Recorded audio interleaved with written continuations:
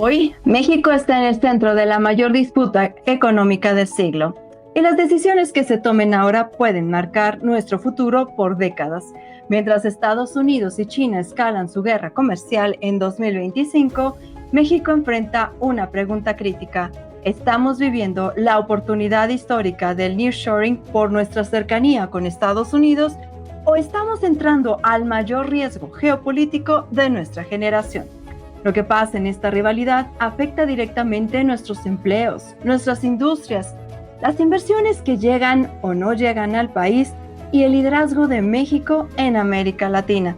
Para entender qué está realmente en juego, hoy nos acompaña uno de los analistas más respetados en economía y geoestrategia, el doctor Renato Valderrama Santander, profesor investigador de la División de Estudios del Desarrollo del CIDE, quien nos revela datos, tendencias y riesgos que están cambiando el rumbo del país. En esta conversación, usted descubrirá cómo la rivalidad China-Estados Unidos impacta a México, qué sectores están en riesgo, cuáles pueden despegar, qué papel juega el TEMEC y qué oportunidades reales tenemos en la nueva economía global.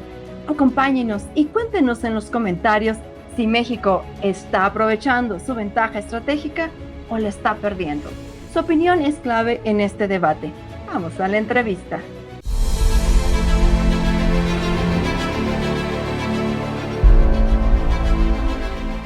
Sí, el día de hoy traemos un tema de mucho interés que nos han compartido los miembros de la audiencia sobre cuál es el papel que juega México en esta batalla comercial entre Estados Unidos y China. Entonces, doctor, la primera pregunta es, ¿México está preparado para ganar en esta batalla entre Estados Unidos y China o se perderá esta oportunidad histórica que hoy se está presentando para México?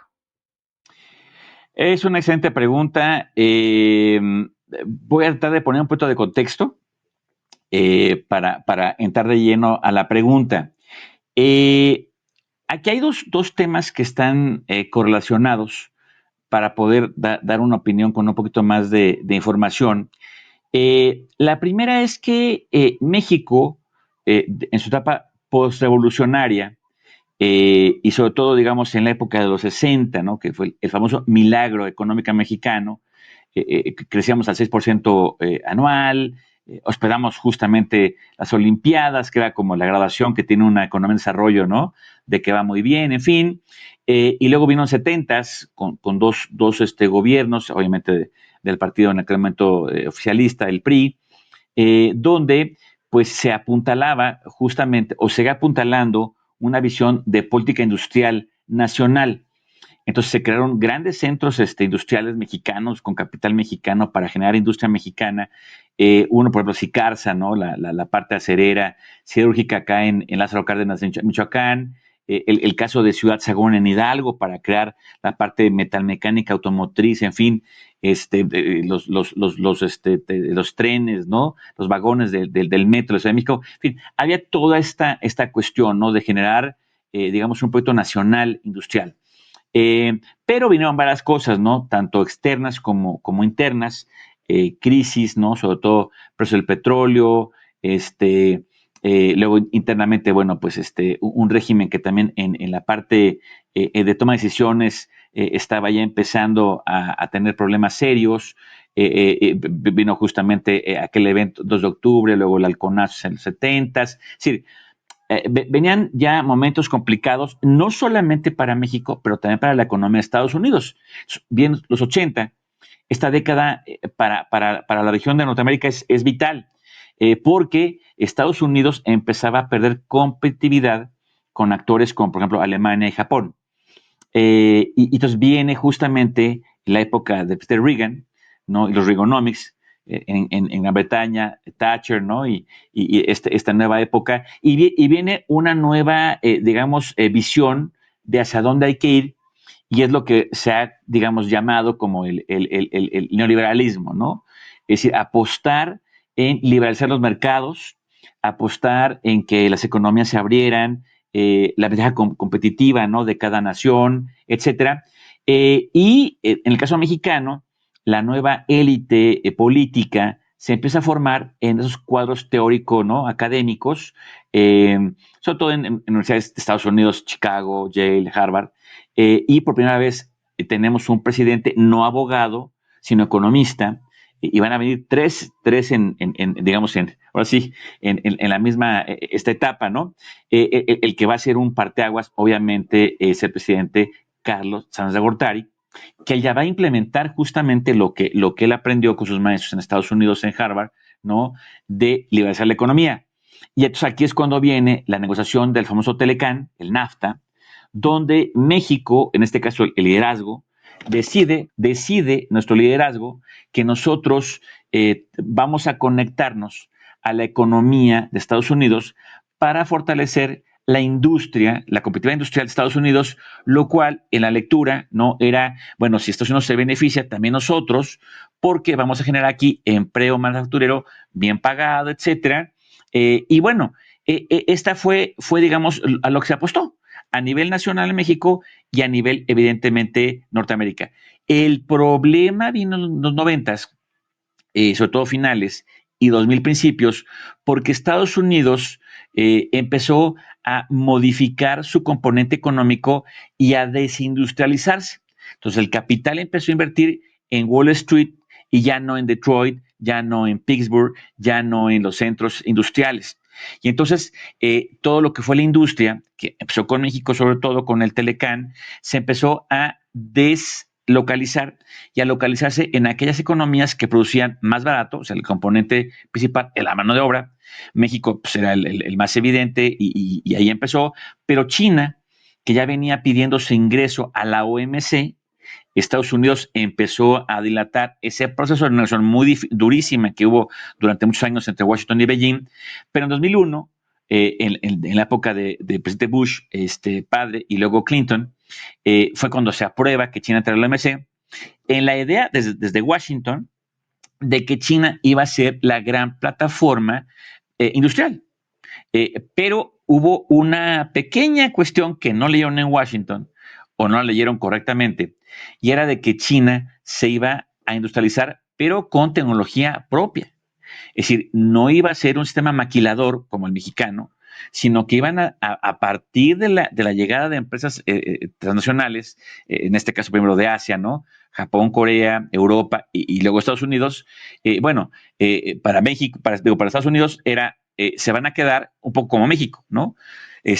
Pero China rápidamente hizo el catch-up y empezó a generar empresas locales con marcas locales, y luego vino justamente en esta década que empieza en los 20 el leapfrogging tecnológico, ¿no? La innovación. Entonces dicho esto, parecería ser que con la llegada, sobre todo la segunda presidencia del presidente Donald Trump, benefició para México con esto del nearshoring, porque ya desde la primera presidencia, con la guerra arancelaria, con el presidente Biden, la idea es que las empresas empezaran a regresar de China y localizarse justamente en Norteamérica, sobre todo en México, ¿no? Para producir insumos intermedios y finales a costos competitivos. Pero con la segunda presidencia de Donald Trump es ya no solamente que se regresen a Norteamérica, sino a Estados Unidos. Entonces, en este punto, para entrar ahora sí a la pregunta directamente, lo que vemos con preocupación es que, primero, México depende ampliamente, de hecho, el primer, digamos, rubro de la economía es el sector externo, la exportación, donde más del 80% va a Estados Unidos, y ese sector, ese motor, realmente son multinacionales, sobre todo, obviamente, de capital de Estados Unidos. También europeo, obviamente asiático, japonés, coreano, ahora recientemente China en muy poca medida, pero entonces es un motor que la presidencia de México no puede mover a su antojo. Es decir, las decisiones se toman en Stuttgart, se toman en Alemania, se toman en fin, en los polos, ¿no? Centrales de los países del norte global. Entonces hay muy poca capacidad de México para operar ahí. Entonces, bueno, y por otro lado también hay componentes nacionales que no están estructurados de manera correcta para que realmente haya incentivos en, digamos, llegar al país. Desde recurso humano calificado, que necesitamos calificarlo más en nuevas industrias, porque ahora estamos en la economía digital, pero también en infraestructura, desde energética, carretera, portuaria, etcétera. Y la otra también muy importante, que es un tema pues tristemente sensible y personalidad, el tema de seguridad, ¿no? Que son tareas domésticas de México que tiene que arreglar de una u otra manera, de tal suerte que, si bien es cierto, sería fantástico que este nearshoring fuera una realidad, pero realmente lo que estamos viendo es un reshoring a Estados Unidos. Y sí, el secretario de Economía, Marcelo Ebrard, anunció que ha llegado nueva inversión a México, lo cual es cierto, son datos duros ciertos, sí, pero para empresas que ya existen y en el modelo que ya existe, que es un modelo maquilador, es un modelo de poder exportar las importaciones, ¿no? Entonces hay muy poco componente mexicano, es decir, con patente nacional, y si vemos, para terminar en esta parte, si vemos los principales capitales mexicanos, digamos, pues obviamente Slim, Arambu Zavala, etcétera, los top 10, no están en industrias del siglo XXI. O sea, no ha nacido un Sam Altman mexicano, no ha nacido un Elon Musk mexicano. Estamos entre pan, entre telefonía, que las máquinas de hecho son chinas, ¿no? Estamos entre tequila, entre minería, pero no estamos en la última frontera tecnológica. Entonces, realmente ese es el reto que tiene México. Y se supone, ¿no? Esa es la apuesta de este gobierno, que a partir del Plan México podamos retomar una vez más una política industrial que permita generar campeones industriales nacionales. Pero eso obviamente está por verse. Sí, es muy importante lo que comenta, doctor, porque justamente muchos países envidian la posición geográfica que tiene México en relación a Estados Unidos. Eh, ¿Cree usted que China encontró algo en esta posición geográfica de México, lo cual lo hace atractivo para China en esta guerra comercial? ¿O es un peligro para México la ubicación geográfica que tenemos tan cerca de Estados Unidos? Claro, sí, aquella frase famosa de nuestro presidente Porfirio Díaz, ¿no? Que decía, tan cerca de Estados Unidos y tan lejos de Dios, ¿no? Yo creo que uno de los débitos que tenemos como nación es que no hemos realmente aprovechado la opción geográfica que tiene México, porque estamos de frontera con la economía número uno del mundo y lo seguirá siendo durante muy buen rato. Tenemos frontera con Centroamérica, ¿no? Y de ahí, pues, obviamente, Sudamérica con el canal de Panamá. Tenemos Pacífico, tenemos Atlántico. O sea, hay muy pocos países en el mundo que tengan todo esto. Además, una biodiversidad, riqueza mineral, petrolera. No somos una potencia en reservas petroleras, pero tenemos petróleo y gas, tenemos litio, tenemos plata, somos el primer productor, en fin, tenemos condiciones fantásticas, y no hemos sabido aprovechar. Ejemplo de un país que lo llevó al extremo de aprovecharlo es Singapur. Singapur, pues no tiene recursos naturales, no tiene nada, salvo su posición geográfica, porque está justamente en Malaca, abajito de Malasia, y por ahí pasa el petróleo, ¿no? Y por ahí obviamente pasan los recursos naturales hacia la región más rica del mundo, en este caso el este de Asia, en su conjunto. Dijo, bueno, ¿y qué tal si el petróleo crudo aquí lo refinamos? Y es más, ¿qué tal si aquí lo almacenamos y cobramos por eso? ¿Y qué tal si la logística pasa por este aeropuerto, por este puerto y también las finanzas? Entonces, un microestado, Singapur, su riqueza la convirtió a partir de esto. Ahora, eso es el principio. La otra cuestión es que creó recurso humano, un talento brutal, ¿no? La educación como punto fundamental del Estado de Singapur. Y la otra, instituciones muy fuertes, anticorrupción, etcétera, brutal. Claro, en un régimen muy duro, muy alejado de una democracia liberal como la que aspiramos tener, pero bueno, al final del día tienen su ciudadanía hoy que pueden aspirar a una democracia avanzada, pero México no ha aprovechado esto. Entonces, ahora, China el gobierno chino había sido muy cuidadoso en tener presencia en México. De hecho, hay muchos proyectos que estaban anunciados y se cayeron. Uno de ellos muy importante, el famoso Dragon Mart en Cancún, iban a montar la Feria de Cantón, Es decir, ya para que no fuéramos allá los empresarios, sino traer aquí los proveedores, ya cerrar negocios, y se cayó eso, ¿no? Este, pero el tren también que iba a conectar con Querétaro, pero muchos proyectos se han caído, porque, claro, también hay que decir, México es parte de, digamos, la seguridad doméstica de Estados Unidos. O sea, es decir, México no es cualquier entidad para Estados Unidos, somos parte del conjunto de seguridad no doméstica de Estados Unidos. Entonces, China había sido muy cuidadoso en qué poner aquí, no anunciar con demasiada laraca, ¿no? Etcétera.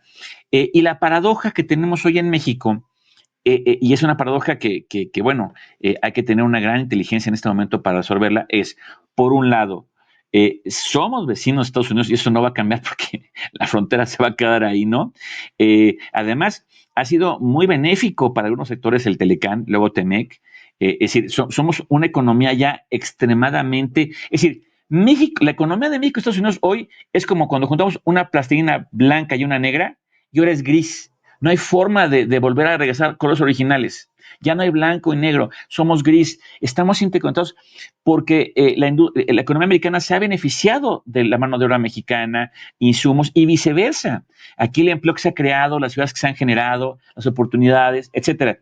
Pero el tema es que bajo la visión que hoy tiene Washington de que ya no vengan aquí a las empresas, sino que lleguen a Estados Unidos, eso no es conveniente para ninguna de sus economías. Y ha quedado muy claro, ¿no? Sobre todo cuando las cámaras van a Washington y dicen, señor presidente, eso no conviene. México es además, somos un socio extremadamente rentable y extremadamente confiable para Washington. O sea, lo que Washington le ha pedido a México lo hemos cumplido, ¿no? Ahora, por ejemplo, el ataque al crimen organizado, el frenar la frontera, ¿no? La migración de la frontera sur.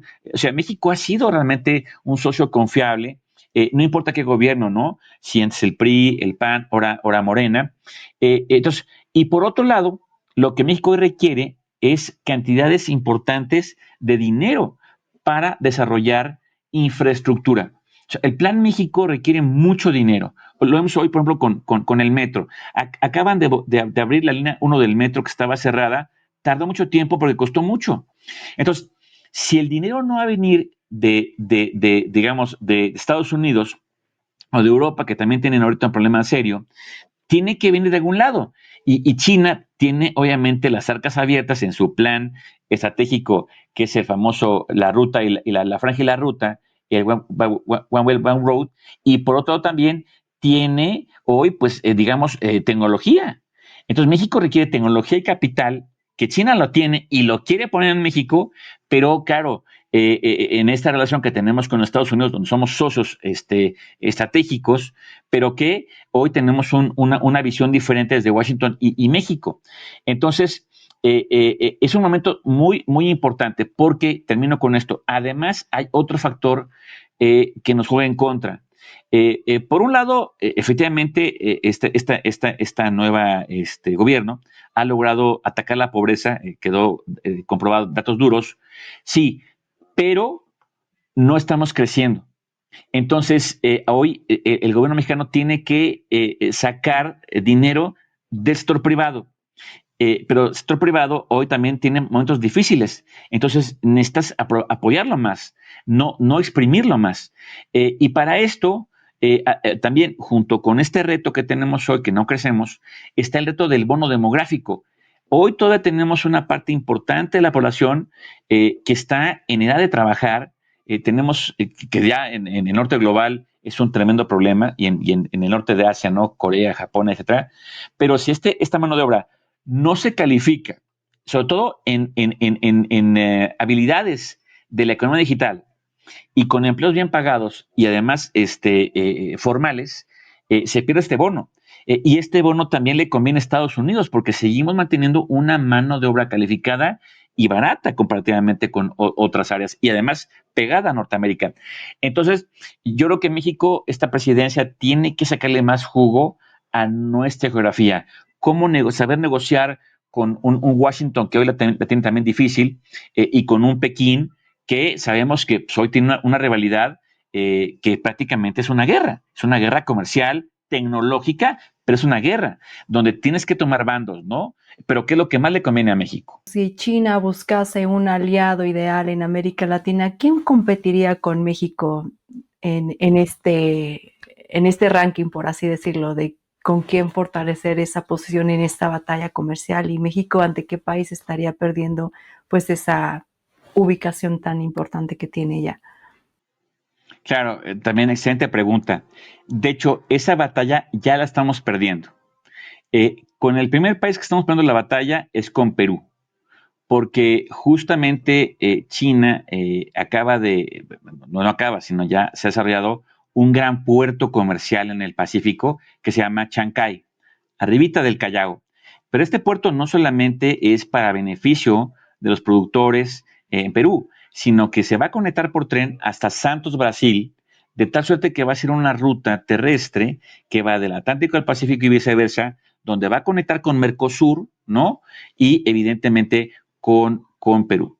Entonces, ya ahí hay un problema porque nuestro gran puerto, que el puerto más importante en México es Manzanillo, el tercero más importante en América, de hecho es el segundo si nada más dejamos Latinoamérica, va a rivalizar con Perú, que ya no tienen que pasar por nosotros, sino va a ser directamente hasta Shanghai.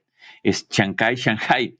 Y entonces ahí vamos a perder, evidentemente, tráfico, ¿no? Que además históricamente así ha sido. Desde la época virreinal era Acapulco con el Callao, pero tenían que pasar de nuevo por México para luego llegar hasta Asia. Hoy ya no va a ser así. Entonces ahí, principal rival portuario logístico. Luego, con Brasil. Brasil tiene una relación con China fortísima, además institucional a partir de BRICS, ¿no? Donde ya hay una serie digamos, de visiones y misiones en conjunto, obviamente junto con la India y junto con Rusia y Sudáfrica. Entonces, ahí también. Luego, el otro país que también rivaliza es Chile. Chile depende muy poco del mercado de Estados Unidos, depende mucho más de Asia y China, y esto va a ser mucho mayor. Entonces, es decir, nosotros que no estamos conectados además con el resto del continente y que además dependemos solamente de Estados Unidos, claro que vamos a perder esta posibilidad. Por ejemplo, México es una potencia agroexportadora. ¿No? Pero todo lo que producimos en México se produce en Sudamérica. El aguacate, ¿no? Palta, la uva de mesa, pues Chile, en fin, de marisco, entonces, realmente es un problema.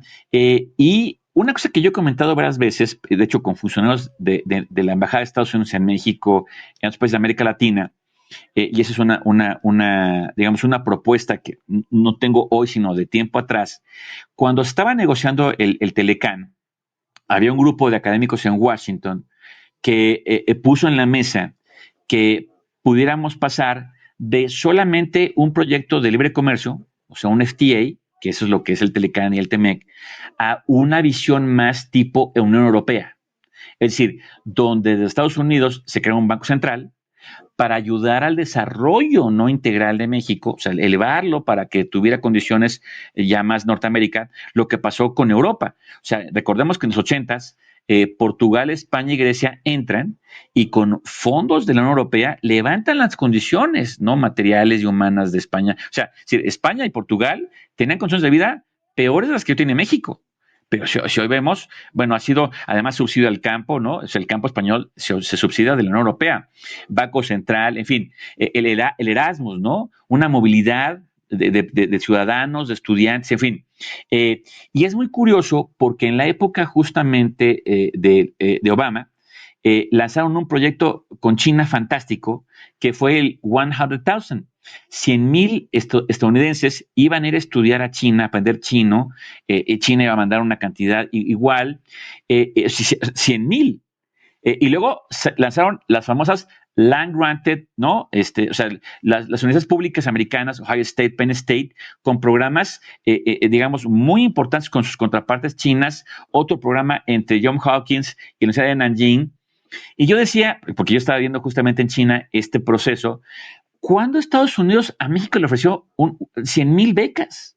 O sea, tenemos las Fulbright y algunas otras becas, ¿no? Pero que han sido con cuentagotas. Y esto lo llevó a colación cuando llega el presidente Trump, ahora en la segunda administración, que le dice, vamos a sumar a Canadá pero como parte integral de la soberanía de Estados Unidos.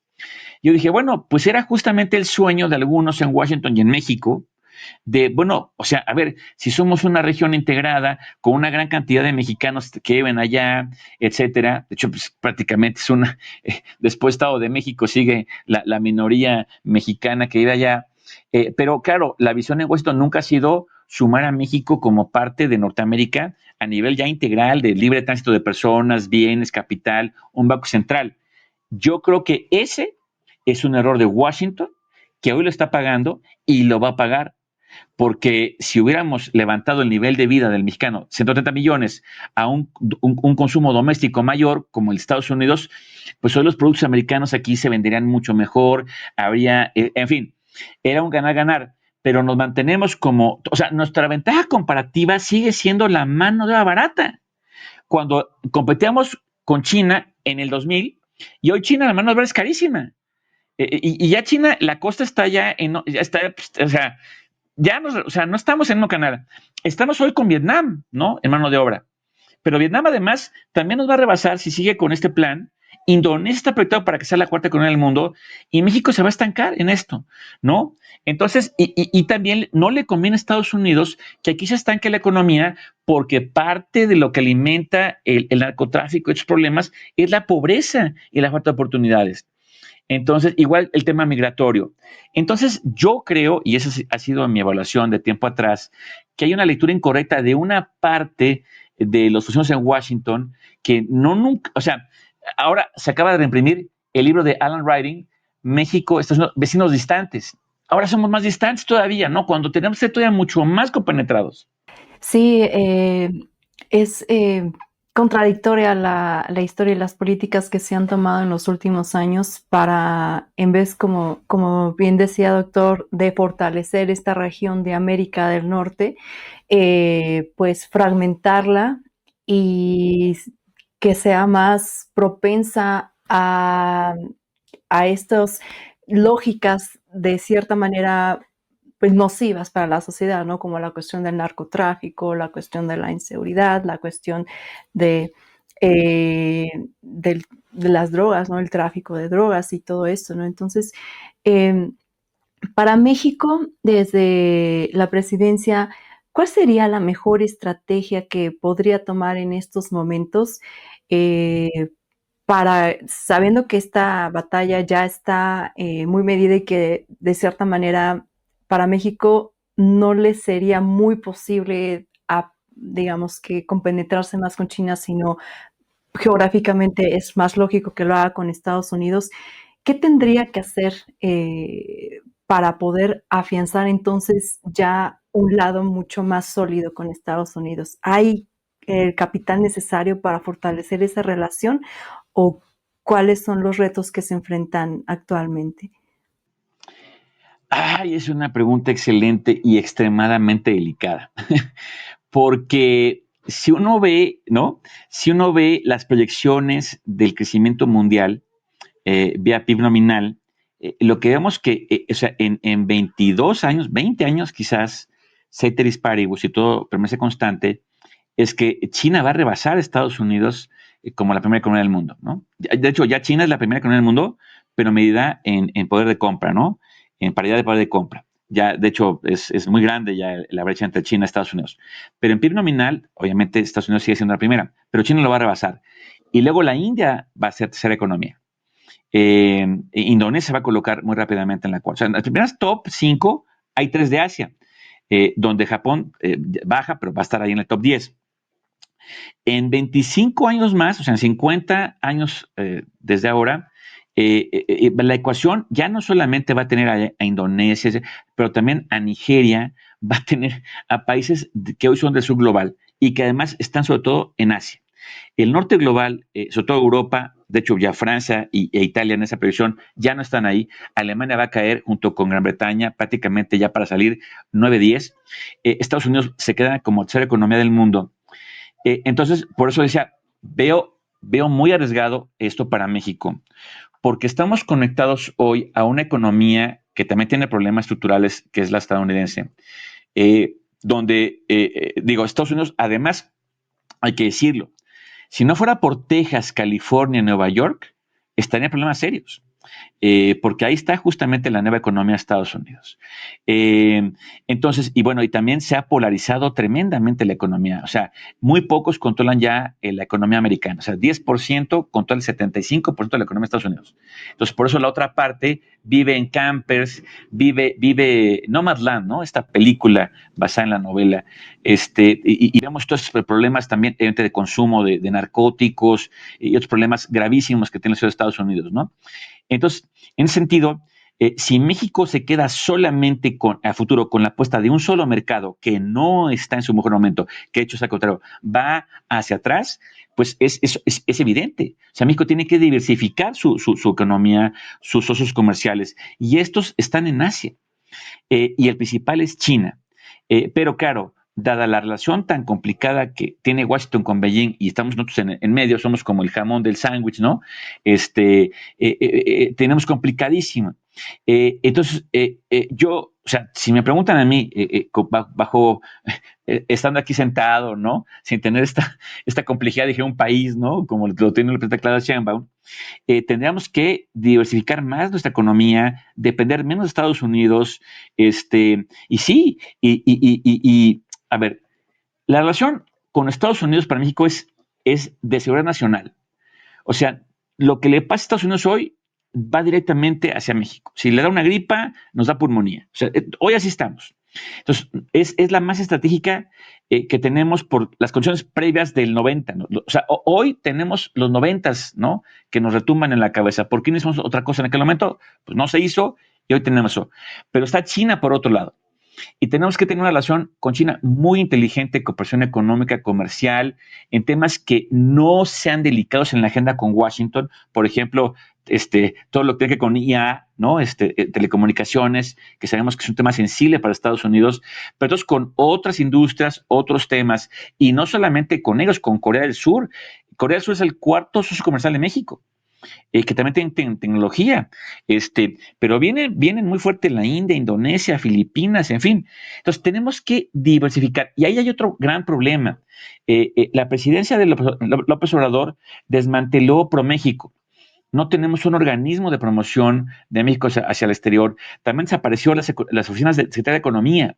Entonces, y redujo el presupuesto de la Cancillería. Entonces, las embajadas y consulados no tienen tampoco ni el personal, ni están hechos para promoción económica y comercial, atraer inversión. Lo dejan a los estados. Entonces, por ejemplo, Nuevo León, que tiene una élite empresarial brutal, avanzadísima, tiene un organismo que creo que se llama Invest Monterrey, que es como el ProMéxico, pero depende y lo financia justamente el sector privado de Nuevo León, y es fantástico ese órgano. Pero no todo el mundo tiene ni esa capacidad, ni esas redes, ni ese sistema que tiene Industrial Monterrey. Hablamos de Oaxaca, hablamos de Campeche, hablamos de a dónde va, por cierto, el Plan México y los polos de desarrollo. Entonces, por eso digo, es complicadísimo lo que tiene hoy la presidenta, el secretario de Economía, Marcelo Ebrard, porque tiene que negociar muy bien ahora el TEMEC, ¿no? En esta nueva renegociación, revisión, con contenido nacional de 80%.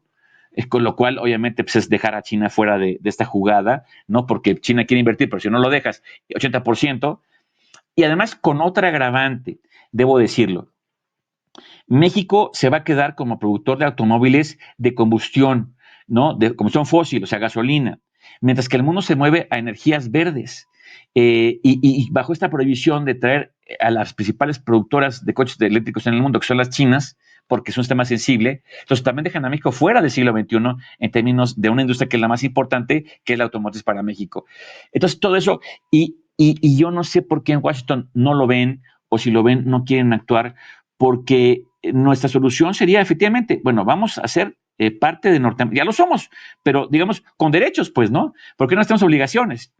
Pero eso no va a pasar tampoco, porque justo en lo que también el votante de Estados Unidos se unifica, sin importar su partido, etcétera, es migración e inflación.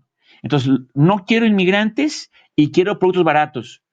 Pues bueno, es complicado sin México y viceversa. Aquí no hay desarrollo sin Estados Unidos, pero no solamente que podamos exportarle, sino que queremos capital aquí para producir. Necesitamos evidentemente el talento que pueda salir. USA ya también no existe. Es un momento muy complicado, ¿no? Para México y en el marco de Norteamérica.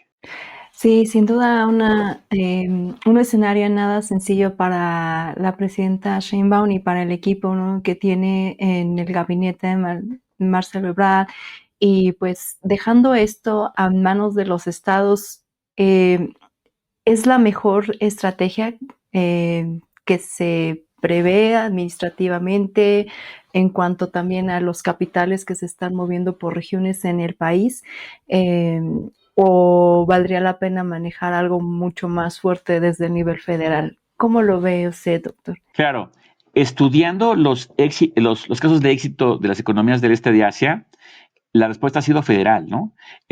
Por ejemplo, donde arrancó todo, el milagro japonés, se creó el MITI, que es el Ministerio de Industria y Trabajo, que es un organismo además supranacional. O sea, no importa el presidente, el primer ministro, hay una meritocracia ahí que planea e implementa la política industrial, digamos, en los plazos que se prevén, ¿no? En el sector privado, público y evidentemente académico.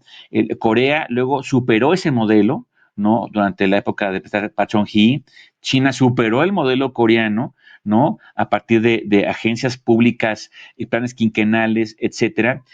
No se deja a los estados, a las provincias esto, porque se requiere mucho capital, se requiere evidentemente engranaje y sobre todo se requiere institucionalidad, porque si no se desperdician recursos, tiempo, ¿no?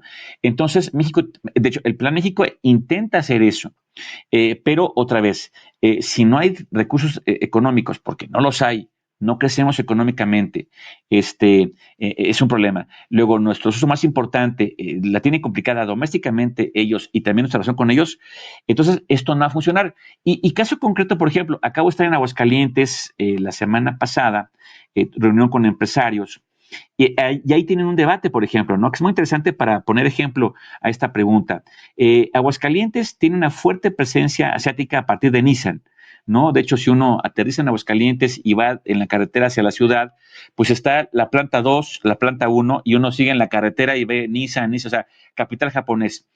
Y el secretario económico de Aguascalientes, Esaú Garza, pues él pues, vivió en Japón, habla japonés, conoce bien la región, estuvo en ProMéxico en Australia.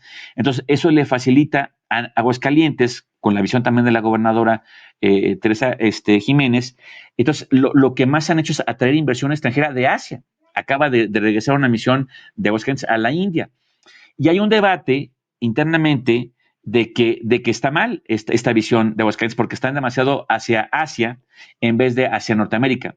Pero el problema es que Norteamérica no va a invertir más ya en Aguascalientes. Entonces, hasta ahí inclusive las élites no se ponen de acuerdo. El caso de Nuevo León es el mismo. Es decir, claro, los empresarios de Nuevo León tienen propiedades en Estados Unidos, tienen inversión en Estados Unidos, su familia está en Estados Unidos, sus cuentas de banco están en Estados Unidos, pero requieren de capital asiático. Acabo de estar en Monterrey justamente hace nada, horas, y en el aeropuerto lo que veo que uno llega son chinos a invertir, ¿no? Ya estaban los coreanos justamente de pesquería y hay un gran capital también indio en software y demás, porque son los que tienen el capital ahora, además del capital fresco, y que requieren a México como plataforma de producción y exportación a Estados Unidos. Entonces, yo no vi hordas de alemanes o franceses llegando a Nuevo León o Aguascalientes, ¿no? Entonces, esa es la nueva economía global, y ahí estamos en medio, ¿no? Sí, sin duda un escenario nada sencillo. Eh, en cuanto a este crecimiento que usted ha visto, doctor, y que ha analizado en estos últimos años, ¿cuál es el sector que más podría potenciar el crecimiento de México o qué sectores serían los claves en esta batalla entre Estados Unidos y China, ¿no? ¿Cuáles valdría la pena potenciar y quiénes pues saldrían ahora sí que ganando en esta situación?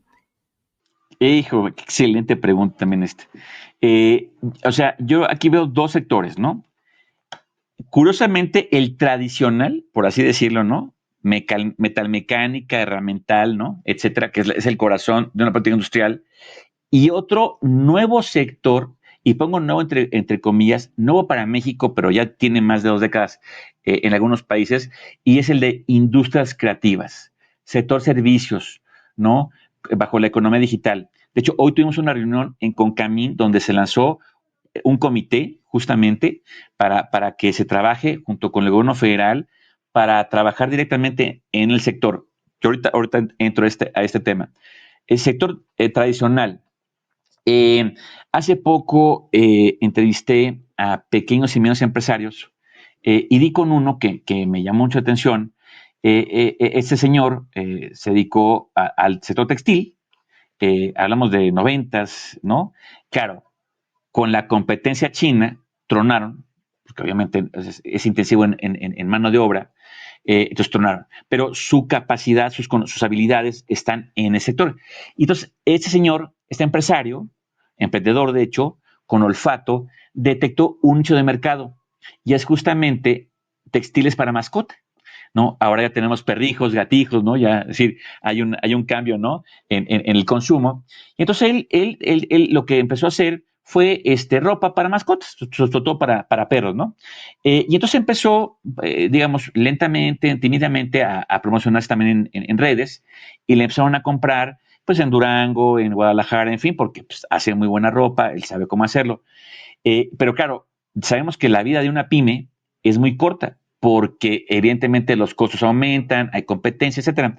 Y le digo, oiga, ¿usted qué necesita para salir adelante y obviamente crecer? Muy fácil, pasar a la etapa 2 que es equipo, maquinaria, ¿no? O sea, capital. Y tengo detectada una máquina que me corta y me cose 500 prendas por día. Entonces, mientras yo salgo a vender, ya llego y ya están es para luego vender.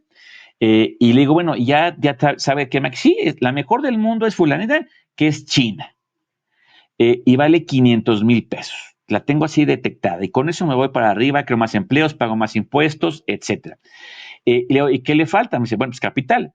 Me dice, bueno, y todavía hasta con la presidencia de Peña Nieto había un fondo para apoyar justamente la compra de equipo y casi a fondo perdido para una PYME, ¿no? Llegó López Obrador y acabó con ese programa. Entonces, bueno, entonces estamos en que el pequeño y mediano necesita capital para poder generar empleos formales, etcétera, que paguen impuestos. Y por otro lado, hay máquinas que podríamos hacer en México, pero también con el Telecán desapareció esta capacidad, ¿no? Herramental de crear herramientas, ¿no? Vallejo, en Ciudad de México, ¿no? Vemos sectores que eran industriales que ya no hay, pero tampoco en Nuevo León, tampoco en la frontera, se importan de China. Entonces, eso es donde tenemos que meternos y no es rocket science. O sea, porque no es crear celulares o estar en la cadena, ¿no? De semiconductores. No, esto es herramental y hay mucho capital humano que tiene esa experiencia, ¿no? Entonces, eso hay que apoyarlo y ojalá Plan México lo haga y esto requiere capital y a fondo perdido o digamos, bajo interés y largo plazo en que pueda pagar la pyme. Ahora, creativas. Es muy importante. En la economía digital, donde justamente estamos a través de lo digital, Corea del Sur es el país donde más, digamos, éxito ha tenido esta visión.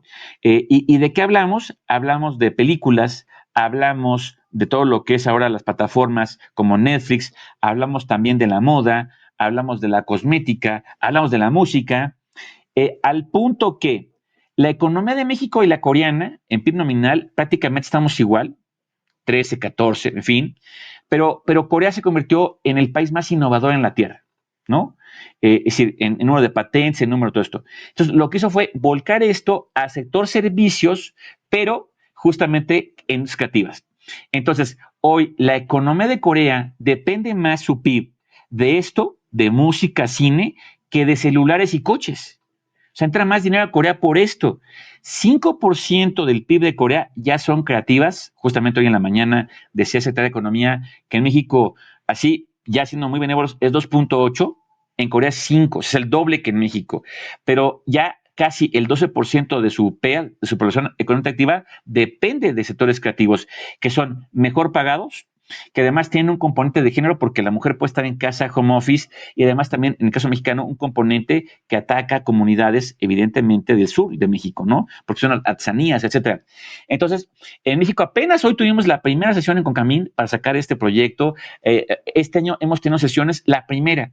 Corea tiene desde el 98 que creó una política pública para el sector, ¿no? Y hoy, por ejemplo, tenemos BTS, que es este grupo de música que hoy tiene a los jóvenes vuelto de cabeza, que este producto es el 0.9% del PIB de Corea. Es decir, es muchísimo. Y además, no solamente es esta industria musical que genera empleos directos e indirectos, bien pagados, en fin, sino que además se conecta al sector turismo, porque los jóvenes del mundo quieren a Corea a los conciertos de esos grupos, ir a los lugares donde están filmando, donde, en fin. Y además esta industria alimenta o retroalimenta la industria del cine, porque sin un cantante famoso no hay una película famosa y viceversa, pero también las telenovelas, los dramas. Entonces, todo este ecosistema que Corea ha creado, a partir de que creó una economía digital, con ecosistemas de innovación y emprendimiento, monta esto y es una cosa brutal. Y además se suma a soft power, porque hoy todos los jóvenes quieren ir a Corea, quieren conocer a un coreano, quieren comer comida coreana, productos coreanos, celular coreano, coche coreano.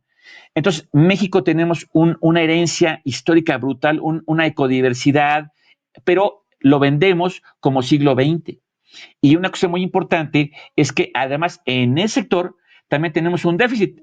Importamos 9 y exportamos 10, porque no se ha puesto como una meta dentro de los ejes centrales de la economía de México. Son dos sectores que si apostamos a eso en ese sexenio, sí hay una diferencia. Podemos generar recursos nuevos, frescos, y además a la mano de obra que ya calificamos con el Telecán, que es mecánica, sus pymes, y los jóvenes de hoy que son digitales, pues estamos empatando ambas demandas. Suena realmente muy inspirador y muy claro para las nuevas generaciones que están buscando un futuro para ellos, un camino claro, que puedan ellos volcar su creatividad, su esfuerzo, su dedicación a algo que va, no sé si más culturalmente con la cultura mexicana, como lo comenzaba, doctor, y que podría apuntalar mucho mejor con esta, pues puede decirse tradición de México, ¿no? Esta cultura de la hospitalidad, esta cultura del servicio, esta cultura creativa, que México exporta pues cultura, ¿no? Entonces, suena muy, muy interesante esa propuesta, doctor. ¿Para cuándo podríamos verla? ¿Cuándo nos puede compartir un poco más? Dedicamos un episodio a ese plan para hablar más detalles igual de nuestros compañeros, amigos de la audiencia que nos están viendo que quisieran hacer preguntas, enterarse más. ¿Para cuándo podríamos tener algo más puntual? No, cuando nos inviten con todo gusto, pero les adelanto que justamente en el CIDE, donde laboro, lanzamos justamente el Observatorio Iberoamericano de Industrias Creativas de Corea, justamente para explicar qué son, para medir qué son, etcétera. Y ya lanzamos en este observatorio un seminario internacional permanente. Entonces, si se meten a YouTube, le ponen CIDE industrias creativas, se pueden entrar a las mesas que están ahí. Hemos estudiado la industria, por ejemplo, de la música, que fue esta semana fantástica, la industria del streaming, la industria del cine. O sea, no solamente es qué películas, no, sino cómo se crearon las agencias públicas, la política pública, el marco legal, etcétera, el ecosistema, para que esto le dé de comer a los coreanos muy bien, y además todo el mundo queramos ver sus películas, su música, su todo, ¿no? Entonces, a partir de este caso de éxito, estudiar y sí, replicar mejores prácticas de política pública, obviamente de institucionalidad, evidentemente financiamiento, de generar programas académicos. Hay una cosa muy interesante, y bueno, eso lo abordaremos ahora que tenga la suerte de volver a intervenir aquí en el programa. Hay una encuesta que acaban de ser en Estados Unidos entre adolescentes, ¿no? Teenagers, donde dicen, bueno, tú cuando seas grande, ¿qué quieres ser? ¿Qué oficio? Y es muy interesante porque lo dividen mujeres, bueno, hombres y mujeres, ¿no? Los hombres lo tienen muy claro. Los 5 oficios número 1 son atleta, ganan una fortuna y de hecho deporte es parte justamente de creativas, ¿no? 2, quieren ser influencers. MrBeast es un billonario y los top influencers del mundo son estadounidenses. Y quieren ser también videogamers. Los videojuegos son un nuevo motor de desarrollo económico en un país y a partir justamente de software y demás. Entonces, esas 3 son los oficios que los jóvenes quieren hacer porque ahí está el empleo bien pagado y no salen de casa. Además, oye, también artistas, ¿no? O sea, y todos son creativas. Y las mujeres igual, o sea, en otro orden, pero básicamente ahí están. Entonces, hoy, un joven que estudia Derecho, que además aquí tenemos, pero para aventar para arriba, tristemente sin empleo, seguramente manejando un Uber, ¿no? Y no tenemos digital, no tenemos videojuegos, que eso es lo que deja hoy en la economía global, ¿no? Entonces México tiene que apostar a eso o sí, no para mañana, sino para hoy.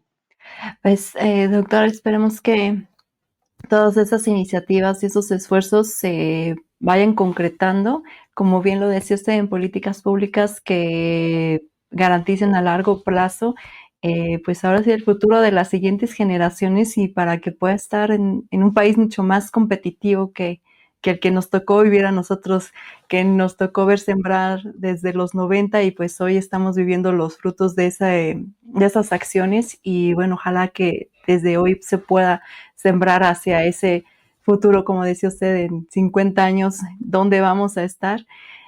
¿Algún mensaje final, doctor, para nuestra audiencia? ¿Alguna recomendación?